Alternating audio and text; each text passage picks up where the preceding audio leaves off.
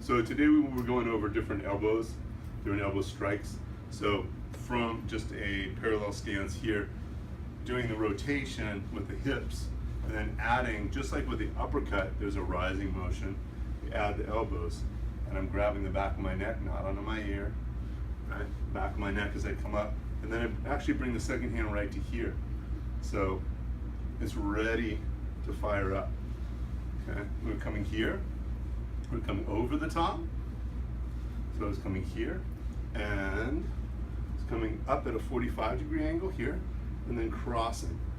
So watch what my foot does, it comes in, and then it turns out, it follows my elbow, circle of my elbow. So when we put that in application, there's a lot of different ways it can be done. We were doing it with grabs, but also just starting to control the distance. Maybe I get a shot here, maybe it's just a palm strike, and then go right into my elbow, into an elbow here, or into an elbow across the face, anything like that.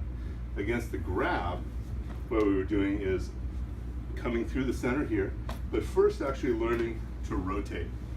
Because as I rotate here, notice this whole line opens up for me to start striking. Okay, whether I'm destroying the arm, whether I'm just going for the face, it turns my shoulder into him so I get more extension. Then I can drop in with my strike.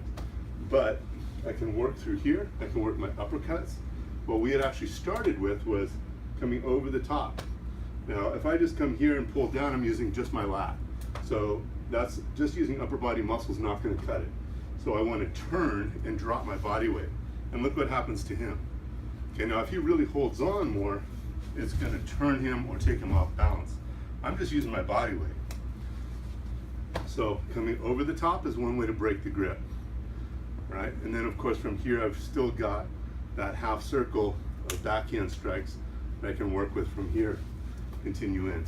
So coming over the top, the rotation, and notice how compromised his wrist ends up being there. So his wrist is gonna get broken if he continues to hold. So that's one option, is coming over the top. Now between the arms, once he's put both his hands on me, he's committed to a certain degree, at least for a period of time. And look how much space he's left open. Even if his elbows are in close, I can still get a fist through there, I can still get an elbow through there. So coming over the top is one way to do it. Coming from underneath, right through the center, is another way to start working this. So I can come right through the center here. I can work the uppercuts, I can work into the body, elbows to the body, uppercut to the head, elbows to the head. Now from this position here, I can go toward the opposite shoulder, cross, and hit the head, like so, this little half circle. Okay, I can also do this just to the bicep and take that out of the mix, right? And that pulls them in really, really close. So if I'm coming through the center and I'm coming out here, I'm coming down with my elbow. When I do that, I'm actually pulling him in toward me for striking. So if we're here, when I come down, there's a few things I can do. I can wrap. So if I show on this side, just like this, I can wrap, take them right into a lock here, unlock, hit the back of the head, and be continuing with other strikes. So I can wrap if I want to take him into a lock or into some sort of control pattern, or even grabbing the second arm, under or over. So that gives me a lot of control over him. Most of the time, I'm going to be thinking more about pulling him toward me. So when I'm